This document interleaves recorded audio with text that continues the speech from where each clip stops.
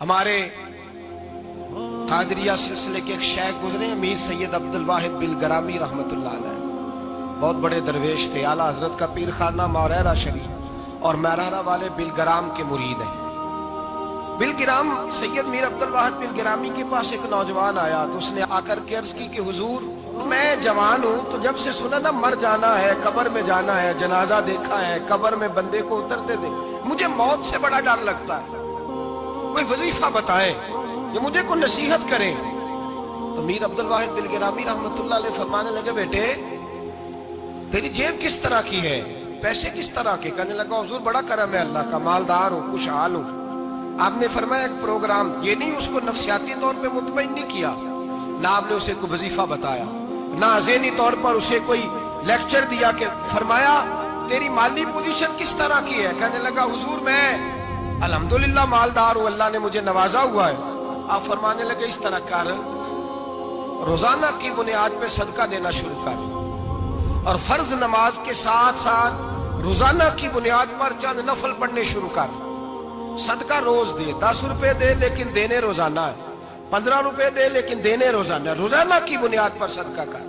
بچہ کہتا ہے میں بھی حیران تھا کہ حضرت میں تو وظیفہ پوچھنے آیا تھا کہ موت سے ڈر لگتا ہے، انہوں نے مجھے صدقے پہ لگا دیا، نفل پہ لگا دیا، وہ تو کام میں کر رہا ہوں۔ خیر بزرگ تھے، وظیفہ پڑھنے لگا، صدقہ دینے لگا، اللہ اللہ کرنے لگا۔ فرماتے ہیں کچھ دن بیت گئے تو میر عبدالواحد بلگرامی رحمت اللہ علیہ 6-7 ماہ کے بعد دوبارہ ملاقات ہوئی تو فرمانے لگے بیٹے اب تیرا کیا حال ہے؟ تو وہ نوجوان کہنے لگا حضور اب مجھے مرنے سے ڈر نہیں لگتا، بلکہ اب تو میرا مرنے کو دل کرتا ہے، تو دل کرتا ہے، ڈر نہیں لگتا، اب دل کرتا ہے۔ اور حضور آپ نے میرے ساتھ کیا کیا ہے کہ میرا تو دل کرنے لگا ہے مرنے کو، خوف نکل گیا ہے، دل کرنے لگا ہے میں جاؤں۔ تو بڑا خوبصورت ارشاد فرمایا، کیا بات ہے، اللہ والوں کی باتیں اللہ کے لشکروں میں سے لشکر ہوتی۔ میر سید عبدالواحد بلگرامی رحمت اللہ علیہ فرمانے لگے بھائی جس جگہ آدمی کی پراپرٹی ہوتی ہے، جس جگہ اس کا مکان ہوتا ہے، جس جگہ اس کی جائیداد ہوتی ہے، وہاں اس کا جانے کو دل کرتا ہے۔ فرمایا اب تو نے صدقہ دے کے نفل پڑھ کے جنت میں اپنا مکان بک کرا لیا ہے، اب وہاں تیرا پلاٹ ہو گیا ہے، اب تیرا ڈر نہیں لگے گا، اب تیرا جنت میں جانے کو دل کرے گا، اب تیرا وہاں جانے کو جی چاہے گا جہاں آدمی کی زمین نہیں ہوتی، جگہ نہیں ہوتی، سر چھپانے کو مکان نہیں ہوتی۔ بھائی نبی کریم صلی اللہ علیہ وسلم کی بارگاہ میں حضرت عمر آئے، بخاری مسلم میں موجود، کہتے ہیں حضور اٹھے چارپائی سے تو نبی پاک کے کمر مبارک پر موٹے موٹے بان کے نشان تھے۔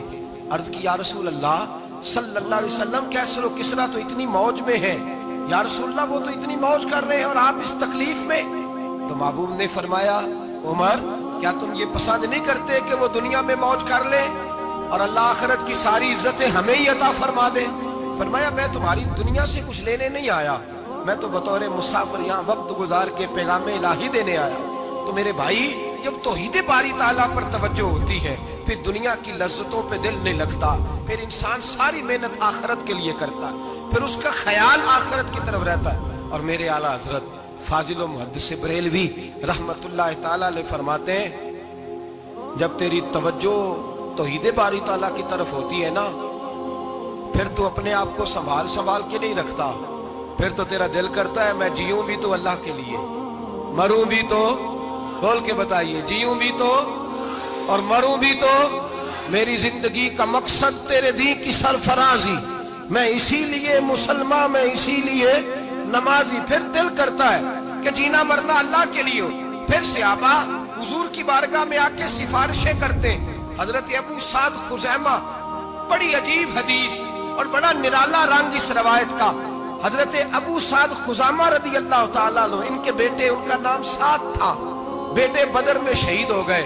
حضور نے احد کے لیے اعلان کیا تو حضرت خزیمہ آئے نبی پاک کی بارگاہ میں اور آ کے کھڑے ہوئے تو عرض کرنے لگے محبوبہ میں دعا کرانے آیا ہوں۔ صحابہ کہتے ہیں لب و لہجے میں اتنا حسن تھا، گفتگو میں اتنی مٹھاس تھی، اس کی بولی کے اندر اتنا پیار تھا کہ ہمارے دل مائل ہو گئے کہ یہ کیا کہنے آئے۔